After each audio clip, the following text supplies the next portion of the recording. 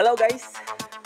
Before ako mag-travel this weekend, pakita ko muna sa inyo kung ano yung laman ng backpack ko.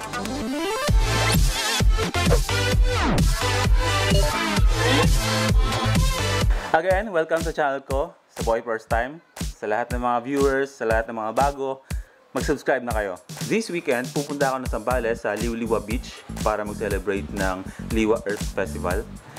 And before ako umalis, i-share ko lang sa inyo kung ano yung laman ng backpack ko tuwing nagta-travel ako. Simulan na natin.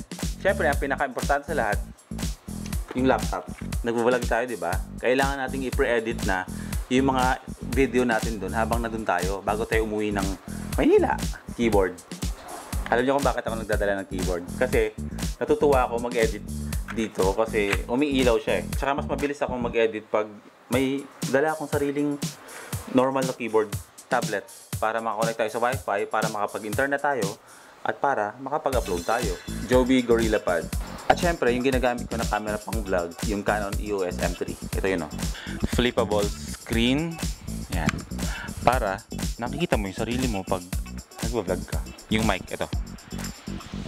Tapos, GoPro Hero 5. Hindi akin to. Hinihiram ko lang siya pag umaalis-alis ako. Yan. GoPro stick, portable electric fan pag, alam mo na, pag mainit dun sa lugar na pupunta natin, meron tayong sariling fan na dala. Headphones, ginagamit natin pang edit. Thermos, water jug, lunchbox, body spray, camera charger, plus 2 extra batteries para sa camera na ginagamit natin pang vlog. USB. Feel good. Menthol siya na nilalagay dito sa ilong. Every time na stress ka na, ilalagay mo lang siya. Vitamins, para lagi tayong may resistensya.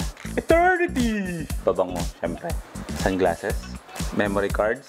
Mahalaga yan na pag nag-travel kayo at nagbe-video kayo, dapat marami kayong extra memory cards.